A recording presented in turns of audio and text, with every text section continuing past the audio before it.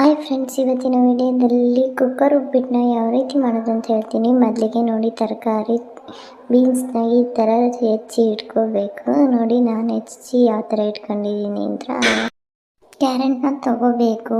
ಕ್ಯಾರೆಟನ್ನು ಸಹ ಈ ಥರ ಹೆಚ್ಚಿ ಇಟ್ಕೋಬೇಕು. ಅದಾದ ನಂತರ ನೋಡಿ, ಆಲೂಗೆಡ್ಡೆನೂ ಸಹ ಸಣ್ಣದಾಗಿ ಹೆಚ್ಕೊಳ್ಳಿ. ನಾನೊಂದು ಸ್ವಲ್ಪ ದಪ್ಪ ಹೆಚ್ಚಿಬಿಟ್ಟೆ, ಆದ್ದರಿಂದ ನೀವು ಸಣ್ಣದಾಗಿ ಹೆಚ್ಕೊಳ್ರಿ. ಮೂರನ್ನು ಒಂದು ಪಾತ್ರೆಗೆ ಹಾಕಿ ಒಂದು ಸ್ವಲ್ಪ ಹೊತ್ತು ನೀರು ಹಾಕಿ ಚೆನ್ನಾಗಿ ವಾಶ್ ಮಾಡಬೇಕು. ನೋಡಿ, ಈ ಥರ ವಾಶ್ ಮಾಡೋದ್ರಿಂದ ಅದರಲ್ಲಿ ಮಣ್ಣು ಕಲ್ಲು ಏನಾದ್ರು ಇದ್ದರೆ ಹೋಗುತ್ತೆ. 5 ನಿಮಿಷ ನೆನೆಯಲ್ಲಿ ಬಿಡಿ. ಆಮೇಲೆ ನೋಡಿ, ಒಂದು ಬಾಣಲೆಗೆ 1 ಕಪ್ ಅಳತೆಯ ಬನ್ಸಿ ರವೆ ತಗೊಳ್ಳಿ. ನೋಡಿ, ಬನ್ಸಿ ರವೆನ ತಗೊಂಡು ಚೆನ್ನಾಗಿ ಫ್ರೈ ಮಾಡಬೇಕು. ಈ ಥರ ಮಾಡಬೇಕು. ನೋಡಿ, ನಾನು ತೋರಿಸ್ತಿದ್ದೀನಲ್ಲ, ಫ್ರೈ ಆದಮೇಲೆ ತೋರಿಸ್ತೀನಿ. ಇದು ನೋಡಿ, ಈ ಥರ ಫ್ರೈ ಆಗಿ ಇಟ್ಕೋಬೇಕು. ಅದಾದ ನಂತರ ಒಗ್ಗರಣೆಗೆ ಏನು ಬೇಕು ಅಂದರೆ ಈರುಳ್ಳಿ, ಹಸಿಮೆಣ್ಸಿಕಾಯಿ, ಈರುಳ್ಳಿ, ಕರಿಬೇವಿನ ಸೊಪ್ಪು ಎಲ್ಲ ತೊಗೊಂಡು ಇಟ್ಕೋಬೇಕು. ಕಾಯಿನೂ ಸಹ ಸ್ಟವ್ ಆನ್ ಮಾಡಿ ಕುಕ್ಕರ್ ಇಟ್ಟು 50 ಗ್ರಾಮ್ ಎಣ್ಣೆ ಹಾಕಿ 1 ಚಮಚ ಸಾಸಿವೆ, ಒಂದು ಸ್ವಲ್ಪ ಕಡಲೆಬೇಳೆ ಹಾಕಬೇಕು. ಕಡಲೆಬೇಳೆ ಹಾಕಾದ ನಂತರ ಉದ್ದಿನಬೇಳೆನೂ ಸಹ ಹಾಕಬೇಕು. ಉದ್ದಿನಬೇಳೆ, ಕಡಲೆಬೇಳೆ ಎಲ್ಲ ಚೆನ್ನಾಗಿ ಫ್ರೈ ಆದಮೇಲೆ ಸ್ವಲ್ಪ ಜೀರಿಗೆ ಹಾಕಬೇಕು. ಜೀರಿಗೆ ಫ್ರೈ ಆದ ನಂತರ ನೋಡಿ, ಫ್ರೈ ಮಾಡ್ತಾ ಇದ್ದೀನಿ. ಫ್ರೈ ಆದ ನಂತರ ನಾನು ಹಸಿಮೆಣ್ಸಿಕಾಯಿ ಹಾಕ್ತೀನಿ. ಮೊದಲು ಕರಿಬೇವಿನ ಸೊಪ್ಪು ಹಾಕ್ತೀನಿ, ಆನಂತರ ಹಸಿಮೆಣ್ಸಿಕಾಯಿ ಹಾಕ್ತೀನಿ. ಈಗ ಹಸಿಮೆಣ್ಸಿಕಾಯಿ ಹಾಕ್ತಿದ್ದೀನಿ, ತೋರಿಸ್ತಿದ್ದೀನಿ ನೋಡಿ. ಹಸಿಮೆಣ್ಸಿಕಾಯಿ ಆದ ನಂತರ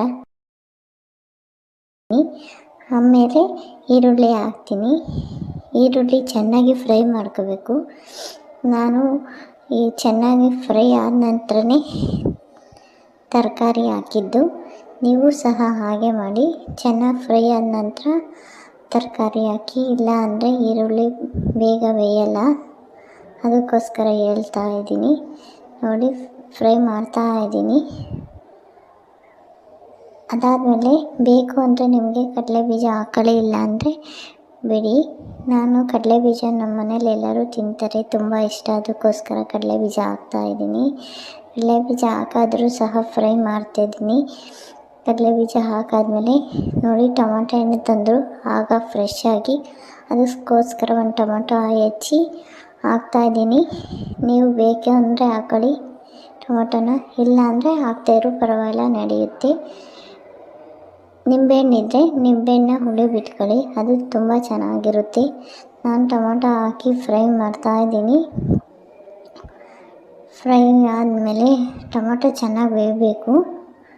ಟೊಮಾಟೊ ಬೆಂದಾದಮೇಲೆ ನೋಡಿ, ತರಕಾರಿ ವಾಶ್ ಮಾಡಿ ಇಟ್ಕೊಂಡಿದ್ನಲ್ಲ ಅದನ್ನೆಲ್ಲ ಹಾಕಿ ಮತ್ತೆ 5 ನಿಮಿಷ ಫ್ರೈ ಮಾಡಬೇಕು.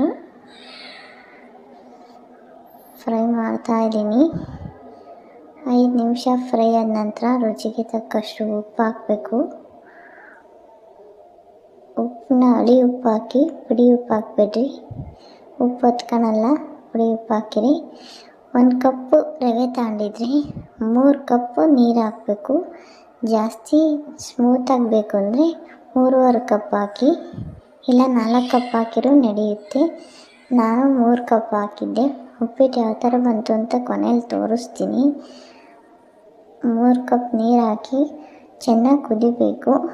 ಅದಾದ ನಂತರ ಅರಿಶಿನ ಹಾಕಬೇಕು. ನೋಡಿ, ಒಂದು ಸ್ವಲ್ಪ ಅರಿಶಿನ ಹಾಕಿ ಎಲ್ಲ ಚೆನ್ನಾಗಿ ಮಿಕ್ಸ್ ಮಾಡಬೇಕು. ಚೆನ್ನಾಗಿ ಮಿಕ್ಸ್ ಮಾಡ್ತಾ ಇದ್ದೀನಿ. ನೀವು ಸಹ ಹೀಗೆ ಮಿಕ್ಸ್ ಮಾಡಿ.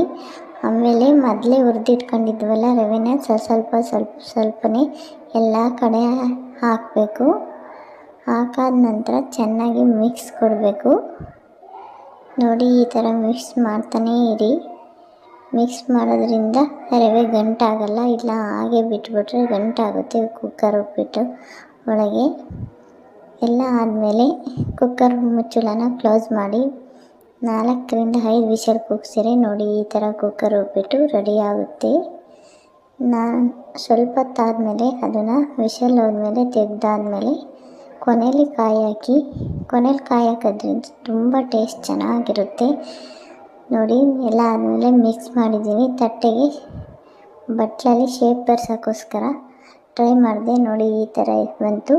ತುಂಬ ಚೆನ್ನಾಗಿದೆ ಕುಕ್ಕರ್ ಉಪ್ಪಿಟ್ಟು. 10 ನಿಮಿಷದಲ್ಲಿ ಮಾಡ್ಕೋಬೋದು ಬೆಳಗಿನ ತಿಂಡಿಗೆ. ನೀವು ಸಹ ಟ್ರೈ ಮಾಡಿ.